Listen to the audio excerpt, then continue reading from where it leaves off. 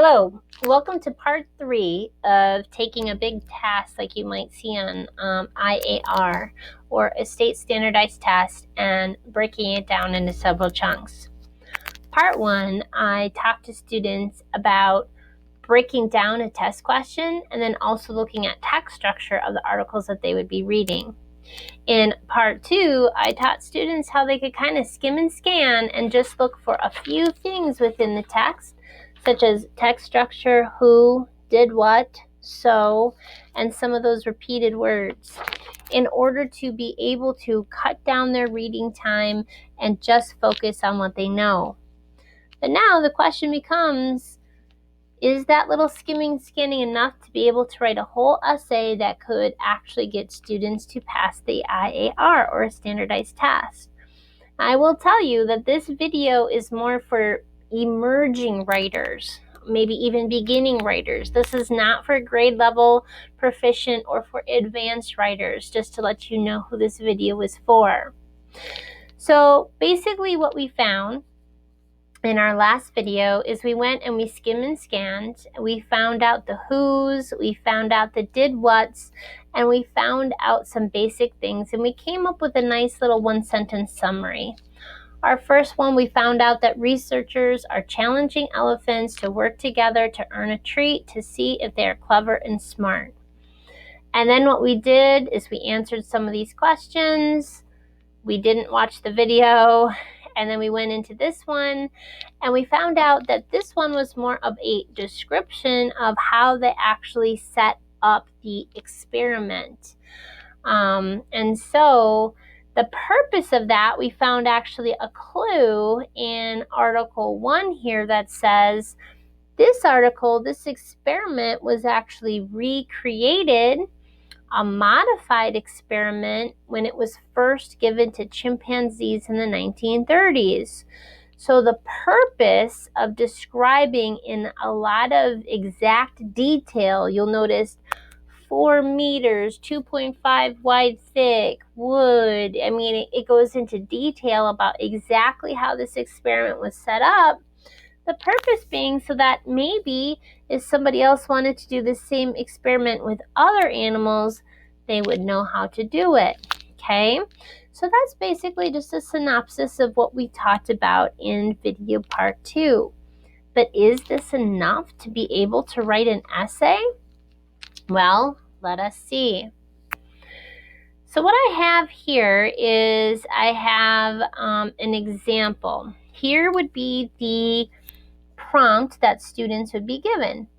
In both articles, Elephants Can Lend a Helping Trunk by Virginia Morel, Elephants Know When They Need a Helping Trunk, in a Cooperative Task by Joshua, and the videos. So today, just to let you know, I'm not going to include the video part in here, but again, just know you would add a third body paragraph to talk about that video.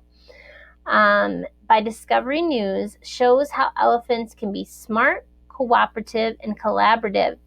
Basically, the first step that I would tell my students is you literally just take that, you copy it, and you paste it. That is your, what we call, thesis statement. It's, what's your point? Okay, that's what it is. So now that we have that one, you will have body paragraph 1, body paragraph 2, and body paragraph 3, and then you would have your conclusion. Okay? I would also teach my students that this is broken down. So I would say in the article, I would literally just copy that, paste that for body 1. Let's see, and elephants know when they need da-da-da-da. I would tell them copy that and paste that for body paragraph 2. And then, even though I'm not going to do it, just so that they get the idea, copy that, put that in body paragraph 3, and then we have the conclusion. Now I'm going to write my essay based on the really skimpy notes that we took in video 2. So if you need those, go back and look at video 2. So I would tell them now I can't say in both articles, so I would tell my students, take out the body paragraph 1. We want this to read like an essay. You would also take out that thesis. What is your point? We want this to look like an essay. And we would say, in the article, elephants can lend a helping trunk. Now this is where we took the summary, and I could literally just put that next. I could say, researchers are challenging elephants to work together to earn a treat to see if they are clever or smart. Okay, so that's your little synopsis here. And boom. Researchers are challenging elephants to work together. So then, again, you need your text evidence. You would say, for example, in the text, it says, okay, when I looked at this, we did a lot of highlighting. We want to look if there was a whole bunch of highlighting here. To test the elephants' cooperation skills, they modified an experiment to see if they could earn a treat. Oopsie doopsie. I could literally, if I look for like a lot of highlighting, I wanna somehow make that where I'm not really highlighting it anymore. Let's see if I can actually get back to the point where I'm not doing any of that anymore. I don't know where my little hand is. There we go. There's my cursor. Okay. And if they don't cooperate, neither gets the reward. I wonder if I could just copy that. Edit, copy, and we put that here. There we go.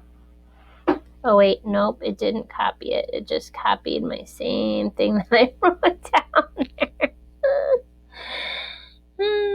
Let's see here. Let's see. If they don't cooperate, neither of them get the reward. Oh yeah, it's not copying for me. Normally on my PDF, it does copy for me. So what I would tell the students is I would tell them to kind of highlight this. Oh, I wonder if I can say none. Nope. Okay. Well, it was working before I started to highlight everything. I wonder if I could just make a copy. Maybe that might help me. And then it might not have all that stuff. There we go. I think that's going to work. Copy. Okay. So I think I can work from my copy. Let's try that one. Plug it in there.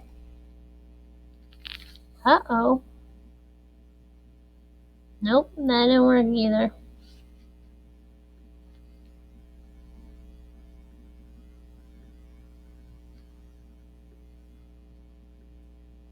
Oh yeah, it did. Right here. Alright, for some reason there's just lots of spaces, so I gotta get rid of the spaces. Okay. For some reason it's got a couple little blue squigglies, so we're gonna fix that to work to get a reward. Now, if I was actually teaching students, sometimes I have like these little outlines, okay, and I teach them the pattern of the outline. When you're explaining the importance of a quote, you want to say why this is important, how it explains your reasoning, and how it links back to the claim, to the thesis. And basically their claim is how smart and cooperative elephants can be. So we can say this is important because if they don't work together, they don't get a reward. Okay.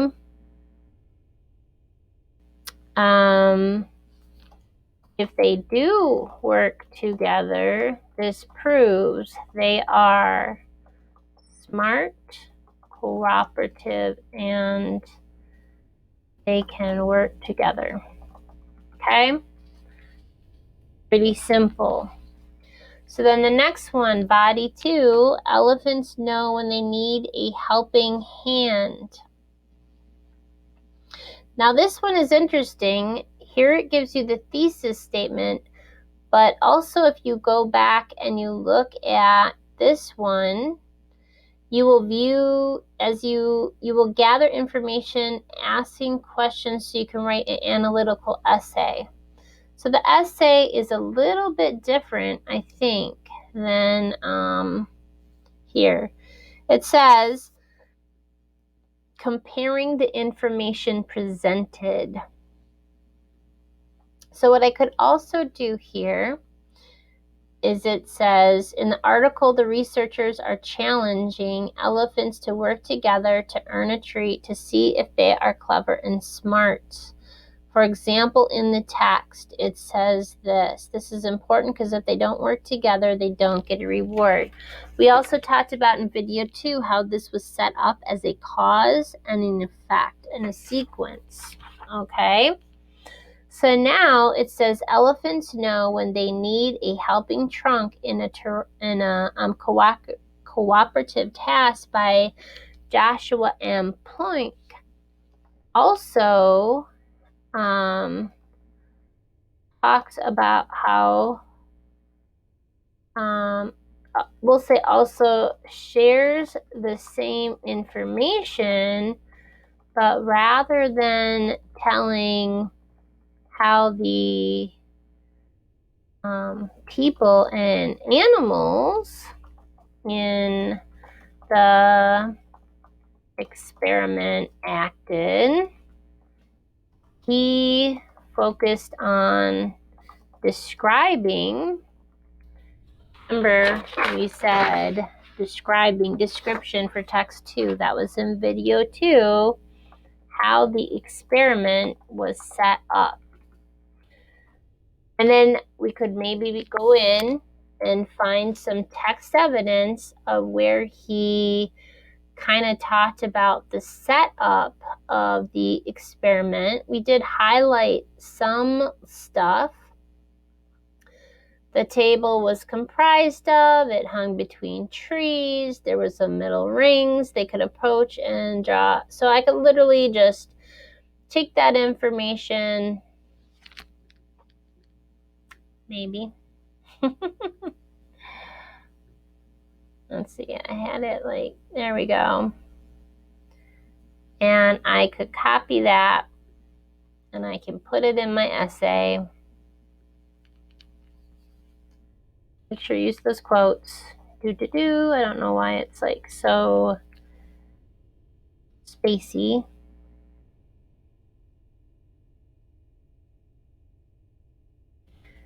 There it is. There's my text evidence. I'm going to put my end quote here. And then I kind of talked about in video 2 how in actually the other article gave us some clues as to why someone might describe the experiment that way. A team of scientists modified the classic experiment first administered to chimpanzees in the 1930s. So again, if you're looking at this text structure outline, explain the importance of this quote, we could say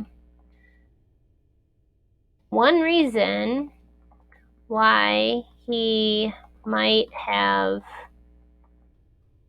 focused on how the experiment was set up is so that if people wanted to set up the same experiment again with different animals, they would be able to. Okay? All right. Now again, if I'm teaching this, why is that important, or connecting it back to that claim? So you would want to like kind of compare and contrast. You might say other people might want to see if other animals are as smart, cooperative, and collaborative as elephants are. Okay? And then you could do the same thing with the discovery news. Now, I will say one of the things which I did not talk about in my other two videos is you could say elephants show cooperation by discovery news. You could say almost the same thing. Doesn't just talk about the experiment, it shows it, or it gives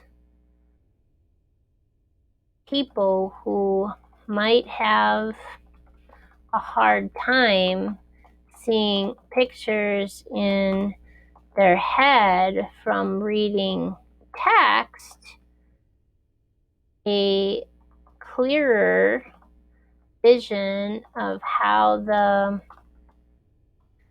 experiment worked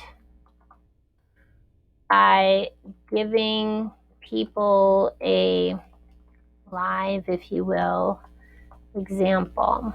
Okay, now even without watching the video, I could probably say what the importance of that is, and I could link it back to the cooperation. I could say something like, this is important because then people can check their understanding to see if they have the correct ideas in their mind. Also, it shows them directly just how smart, cooperative, and collaborative elephants are by seeing it with their own eyes. Okay? All right, and then you write a conclusion. Now, what I like to tell people is that your introduction is, this is what I'm saying. You go from big idea to the point, and then your body is, here's what I'm saying, here's what I'm saying, here's what I'm saying. And then your conclusion is the opposite of your introduction. You go from the point and then you get general. You want your reader to think about something. So a lot of times what I like to do is I like to actually copy my introduction and I like to paste it down here, and I like to work backwards from my introduction. So I look at the last line. I can say elephants are smart, cooperative, and they can work together. Okay? We were able to see this in, and I can kind of go like this.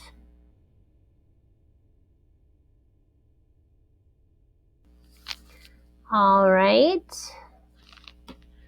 Oopsie doopsie. We were able to see this. Oh, I think I did the introduction instead of this one. Here we go. In the articles, this.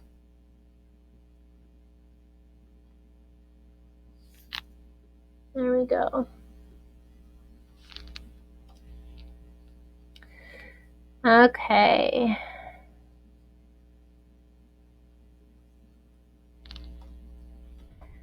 We were able to see this in Good. And then we want to leave the reader with something to think about which we probably already did up here. Okay, maybe others will want to try this method with other animals in the future. That kind of leaves them with something to think about. Okay, so you can see, even just by reading and skimming and scanning and not reading the whole articles, you can actually get through and earn a pretty good score. I hope that this has helped someone today so that you can use it to help your own writing and to help any of your classmates that might need a little bit of help. Talk to you later. Bye.